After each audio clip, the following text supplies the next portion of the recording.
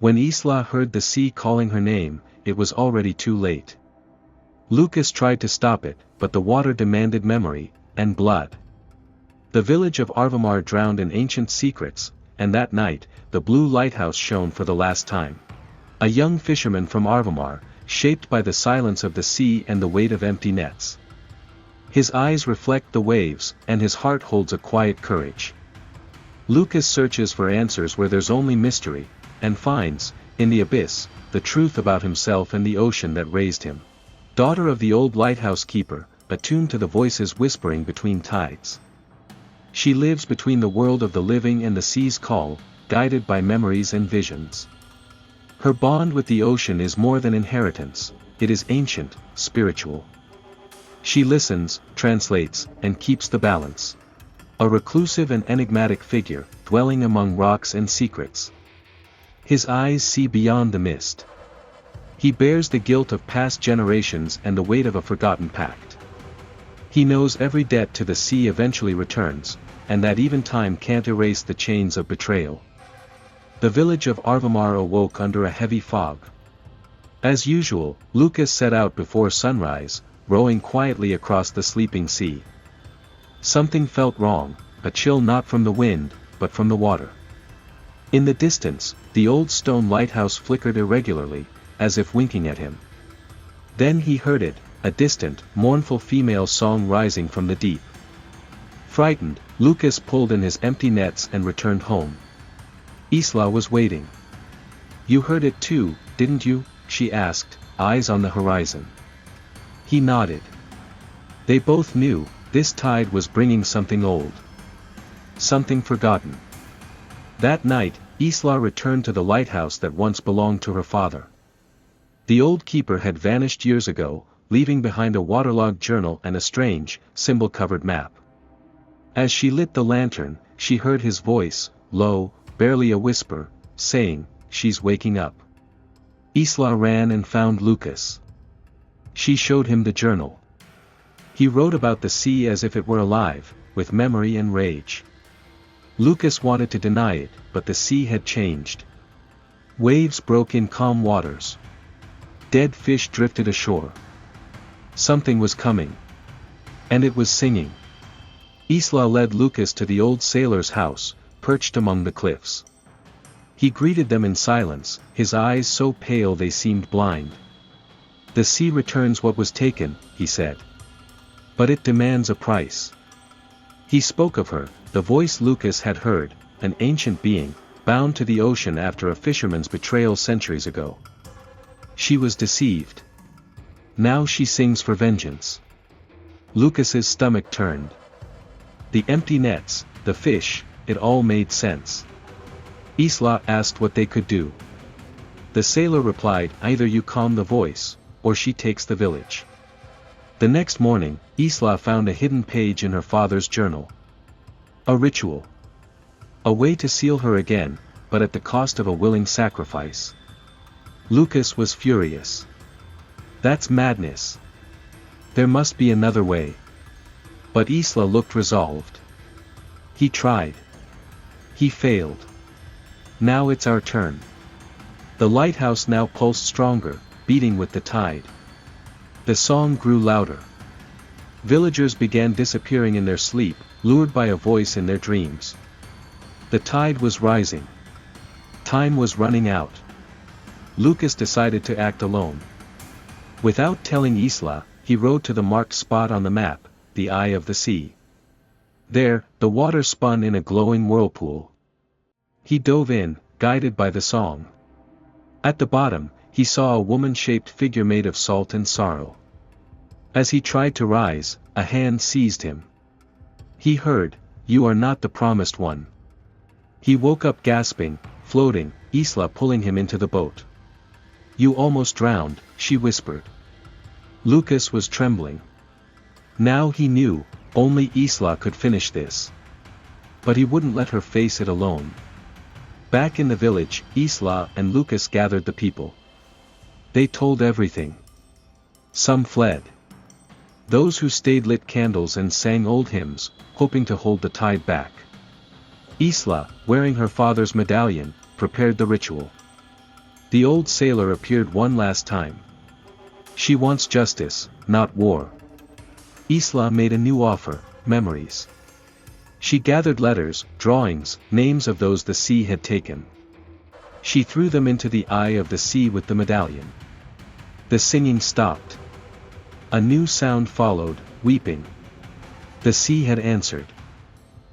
The next morning, the village woke under golden light. The sea, calm. No song, no vanishing. Just silence and gentle waves. Fish returned. But Isla had changed, as if a part of her remained in the deep. She accepted the memory. She doesn't want to be forgotten. Lucas embraced her. The old sailor vanished among the rocks. The lighthouse now burned steady, a heart at peace. But Lucas knew, this wasn't an end. It was a truce. And a truce with the sea never lasts forever. Years later, Lucas wrote the story. Not as a warning, but a remembrance. Isla had become the lighthouse's keeper, quiet but watchful. Children listened to the sea with reverence. Occasionally, someone claimed to hear a distant song. On such nights, Isla lit the beacon, a promise that someone still remembered. Lucas, now old, walked the shore with a sad smile. The sea has memory, he'd say. And it only calms when it's heard.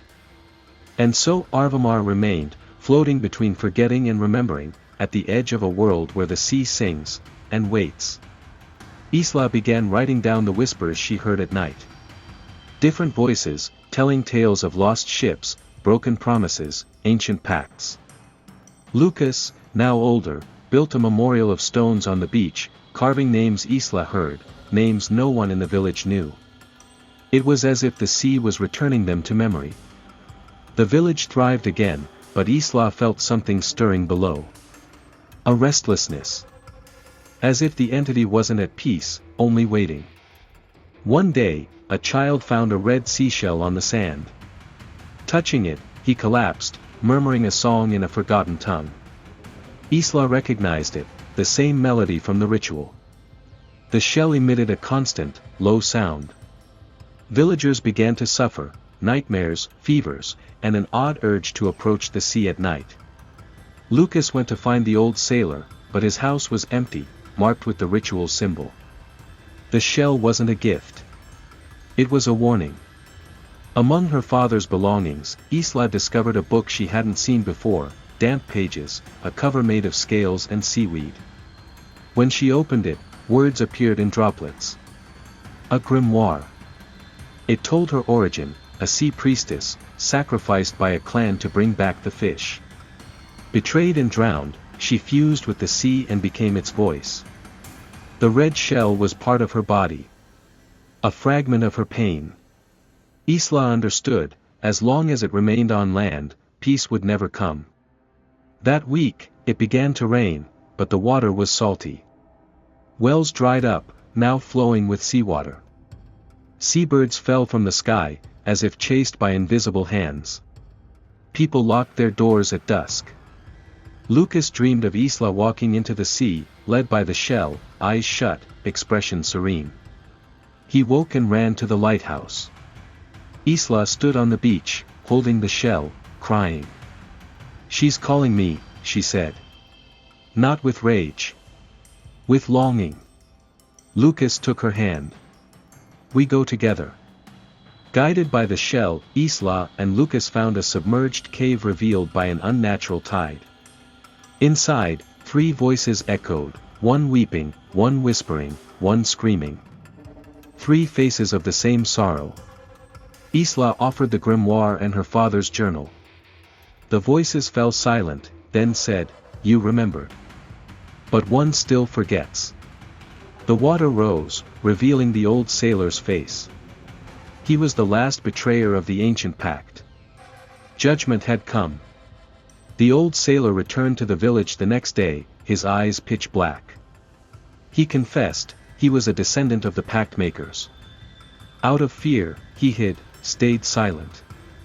Now the sea wanted no blood, only truth. Before all, he recounted the horror, how they chained the priestess with bone, praying for silence. When he finished, he fell to his knees. The tide claimed him.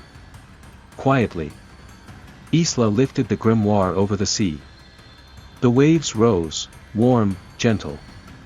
For the first time, grateful. From that day, the lighthouse glowed blue, without power. Isla and Lucas knew, the village was now a beacon not just for ships, but for lost souls. The shell was placed on the beach altar. Children brought flowers, elders told stories. The villagers no longer feared the sea, they respected it. Isla still heard whispers at night. But now, they came with laughter, with memory. With peace. Years passed. Lucas passed away in his sleep, a quiet smile on his face. That night, Isla lit the lighthouse with her own hands. The sea, calm. At dawn, they found a new shell on the altar, golden, glowing. Inside, a new song, one of rebirth. Isla smiled. The sea had accepted memory, and truth. Arvamar was now part of the sea, not against it. And each night, when the beacon shines, a song can still be heard. Not of sorrow, but of promise.